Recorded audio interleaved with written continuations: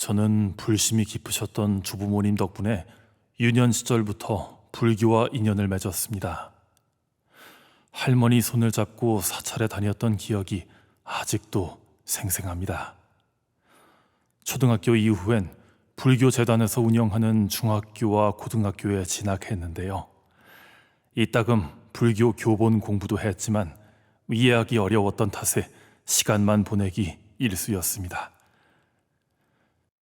그러다 보니 사찰에 갈 때면 안정되고 편안했던 마음이 조금씩 옅어지기 시작했습니다.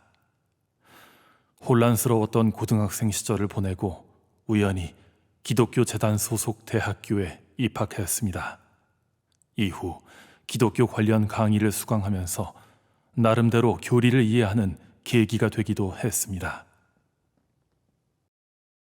하지만 인간 창조에 대한 이야기가 대부분이었고 돌아가신 조상님과 관련된 내용은 찾아보기 힘들었습니다.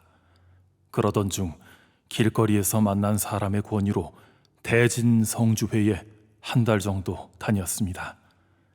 그곳에서 발간한 경전을 받고 몇 페이지를 넘기면서 많은 고민을 할 수밖에 없었습니다. 제가 생각했던 것보다 체계성이 부족하고 내용도 부실했기 때문이었죠. 공부를 도와주는 분에게서 명확한 설명조차 들을 수 없었는데요. 상제림 진리를 접하기 전까지 여전히 풀리지 않는 의문 속에서 방황의 세월만 보낼 뿐이었습니다. 올해 초 우연히 방문한 서점에서 발견한 진리서적 이것이 개벽이다. 무심코 제목과 목차를 훑어보던 저는 이 책에서 내가 수십 년간 품었던 의문을 해소할 수 있겠구나. 가슴에 전율이 느껴졌습니다. 이후 책을 읽으면서 상제님, 태모님, 저의 조상님에 대해 깊이 깨우치고 우주 변화의 원리로 인류가 선천 세상에서 후천 세상으로 가는 대변혁기에 와 있다는 것도 알게 됐습니다. 특히 현재 지구촌을 뒤흔들고 있는 바이러스 감염병이 지금 시기에 출현하는 이유와 앞으로 닥칠 상황 그리고 극복 방법에 대한 내용을 읽고 바로 이것이다 생각했습니다. 방대한 자료와 객관적 증거를 첨부해 책을 저술하신 안경전 총도사님께 무한한 존경심이 들었습니다. 책을 읽으면 읽을수록 나도 상제님께 기도를 드려야겠다 라는 마음이 간절해졌는데요. 새벽 1시를 정해 매일 기도하던 어느 날 상제님은 어떤 모습이실까 궁금해졌습니다.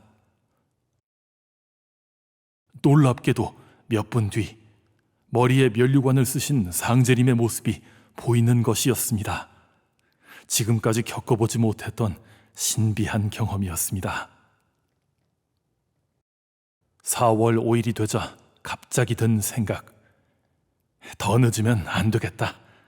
서둘러 책 뒤에 있는 도장 전화번호로 연락한 저는 염치불구하고 밤늦은 시간에 고향 마두도장을 방문했습니다. 이후 날마다 도장에 나가 상제님과 태모님께 기도를 드렸는데요. 정신이 맑아지는가 하면 신변 정리가 저절로 되는 체험을 했습니다. 지금까지 상제님 진리를 만나기 위해 그렇게 헤맸구나 확신할 수 있었습니다. 앞으로 도전을 외우다시피 읽고 무궁한 태일신법을 열어주는 태일주를 매 순간 읽겠습니다.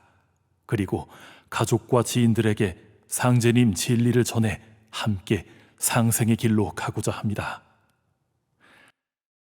제가 참 진리를 신앙할 수 있도록 허락해 주신 상제님, 태모님, 태상종도사님, 종도사님, 저의 조상 선령님들께 무한한 감사를 올립니다.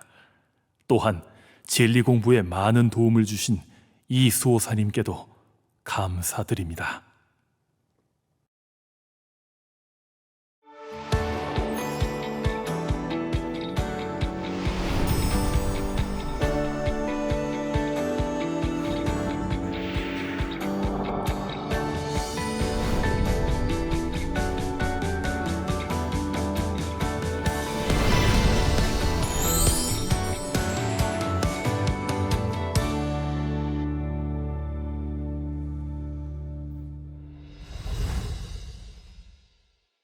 저럴 줄 알았으면 스님이 달라고 할 때 진작에 줘버릴걸. 어머니, 무슨 말씀을 하시는 겁니까? 1975년 12월 어느 날 대학 입시의 낙방에 방황하던 저와 어머니가 나눈 대화였습니다. 어머니는 아무런 말씀도 하지 않으셨지만 저는 잠을 이룰 수 없을 정도로 큰 충격을 받았습니다.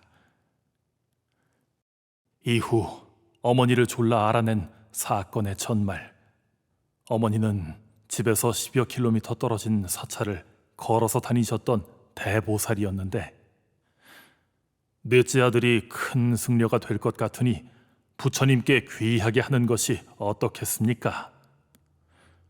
큰 스님께서 몇 차례 제안하셨다고 합니다. 불심이 깊었던 어머니였지만 마음이 내키지 않아 끝내 승낙하지 않으셨던 것이지요. 그런데 어떻게 된 일인지 어머니의 말씀을 되새기면 되새길수록 제 마음은 이미 사찰에 가 있는 것이었습니다. 결국 출가하기로 마음을 굳힌 저는 어머니께 말씀도 드리지 않고 큰 스님을 찾아 무작정 떠났습니다. 그런데 가서 보니 한겨울이라 산사가 눈으로 덮여버린 탓에 차량 운행이 중단됐다고 했습니다.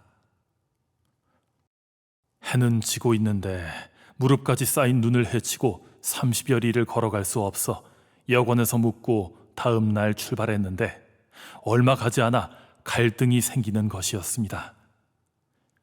이대로 계속하다가는 얼어 죽겠다 싶었기 때문인데요. 영하의 날씨에 휘몰아치는 설악산 계곡바람이 얼마나 매섭던지 변변찮은 옷가지와 운동화로는 견뎌내기 힘들었습니다. 그래서 포기하고 뒤돌아서 오는데 이것도 이겨내지 못한다면 출가할 자격이 없지 소리가 들리는 것 같았습니다. 순간 발걸음을 멈춘 저는 중간에서 멈추면 안 돼. 끝까지 가보자. 발길을 돌려 사찰을 향해 걷기 시작했습니다. 그 과정을 몇 번 반복한 끝에 마침내 사찰에 도착할 수 있었습니다. 사람들은 해괴한 몰골로 나타난 저를 보고 마치 외계인인 양 깜짝 놀랐습니다. 신기하게도 왜 왔느냐고 묻는 사람 하나 없이 큰 스님은 동안거 수행 중이셔서 만나뵐 수 없습니다 라는 말만 전해줄 뿐이었습니다. 너무도 허탈하고 후회스러운 마음에 아마도 출가하지 말라는 뜻인가 보다 단념하고 말았습니다. 그러던 중 전 세계적으로 발생한 감염병, 뉴욕과 런던에서 직장 생활을 하던 두 딸이 걱정돼 태을주를 가르쳐 주었습니다.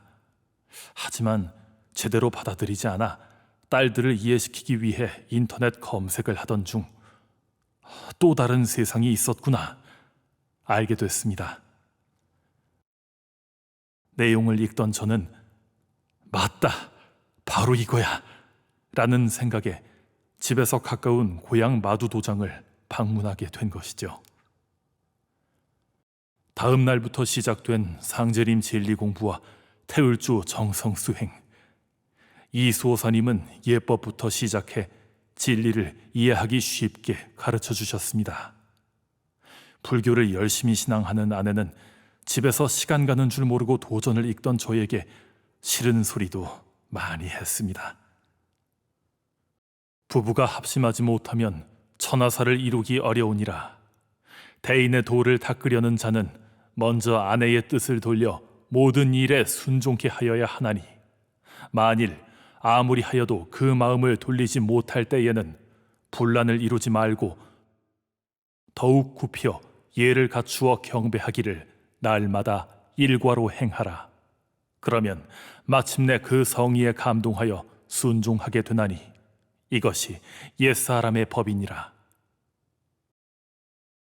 상제님 말씀대로 하다 보니 지금은 도장 다니는 것과 도전 읽는 것 그리고 아침 저녁 수행하는 것을 반대하지 않는 체험을 했습니다. 초발심을 잃지 말고 일심으로 신앙해야 하며 기도는 참회부터 해야 한다는 이야기를 듣고 3000배 수행을 시작했습니다. 사배심고 이해법을 배운 지 얼마 되지 않는 저에게 절대 쉽지 않은 일이었지요. 도장에서 배리를 하던 첫날, 8시간 만에 1000 배리를 마쳤는데 시간이 지날수록 몸이 힘들어졌습니다. 하지만 3000 배리를 완수한 이후 신비한 체험을 했는데요. 어떤 분이 제 손에 보석 상자를 쥐어주시는 체험이었습니다. 일심이면 천하를 돌리는데 다른 무엇이 필요하겠느냐? 나중난 뿔이 우뚝할 수 있느니라. 오로지 일심으로 닦고 혈심으로 일하는 자가 큰 복을 받으리로다.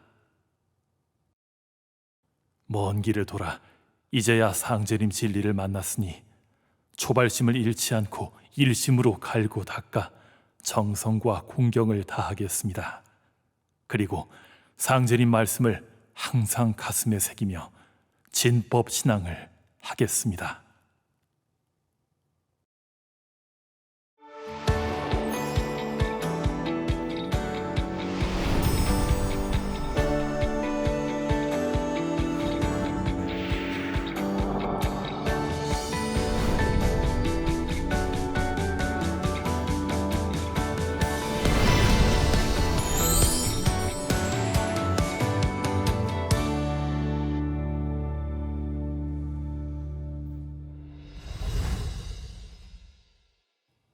저희에게 도장은 제2의 집과도 같은 곳이에요.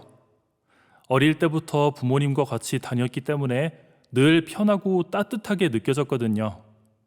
도장에서 수행하다가 방석 위에서 잠들었던 적도 많아요.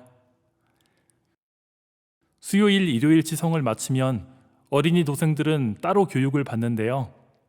노트에 주문을 적는 공부가 재미있었어요.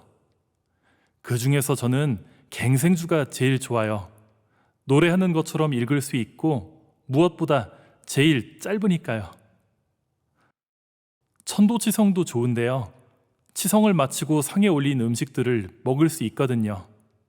물론 제기 닦는 일이나 도장 청소처럼 제가 할 수 있는 일을 도와드리는 일도 즐거워요. 이번에 초등학생이 되면서 입도식을 할 수 있게 됐는데요.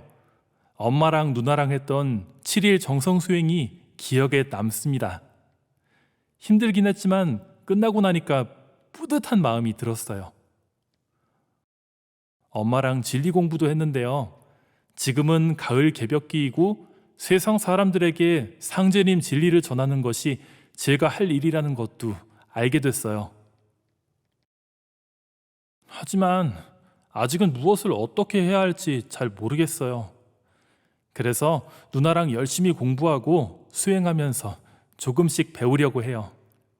앞으로 매일 아침 저녁 청수를 모신 후 수행하고 가족과 치성에 잘 참석하는 든든한 초립동이 도생이 되겠습니다.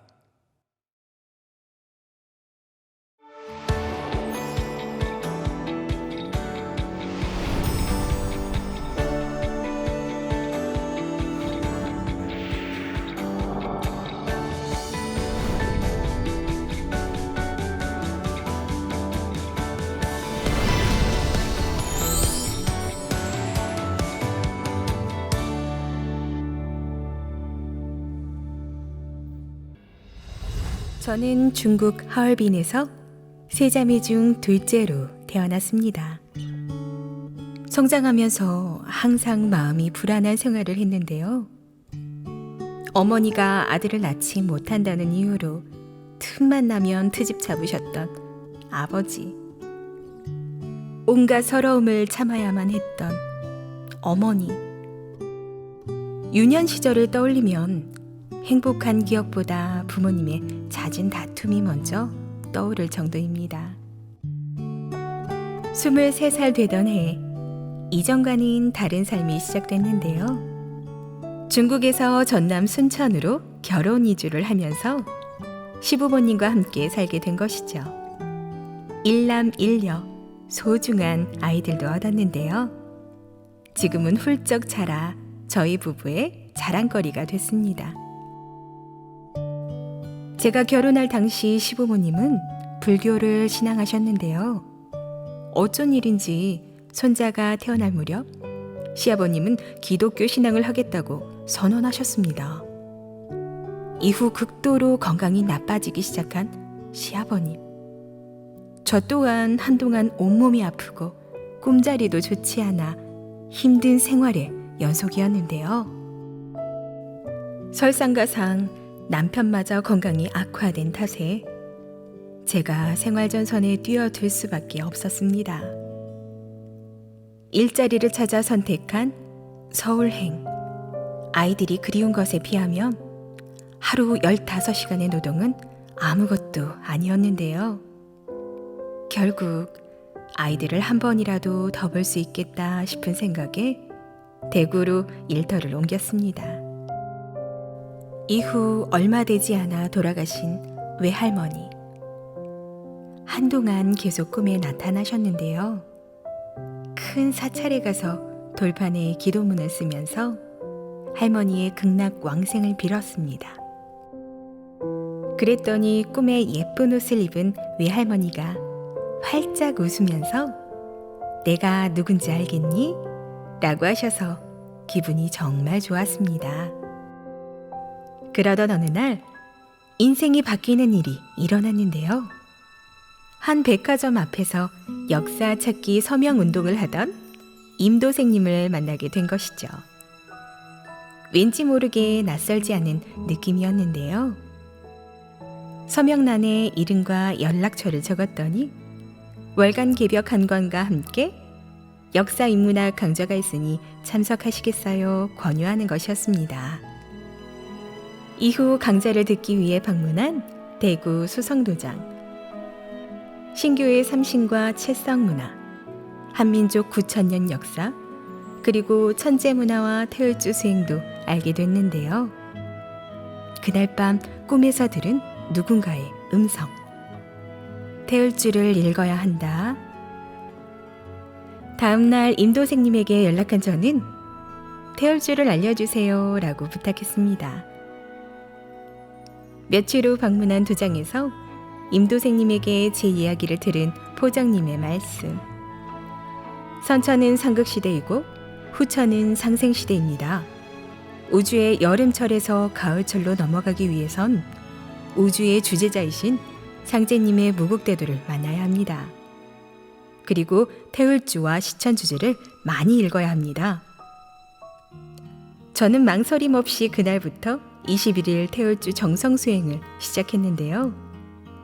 뇌출혈로 고생 중인 친정 아버지를 생각하면서 수행하고 나면 마음이 편안해지곤 했습니다. 어느 날 밤 꿈에 나타나신 친정어머니. 살려야 고맙다. 내 덕분에 아버지가 다 나으셨단다. 이튿날 중국의 가족들과 영상통화를 하던 저는 깜짝 놀라고 말았는데요. 아버지의 병세가 실제 많이 호전됐다는 소식을 들었기 때문이죠.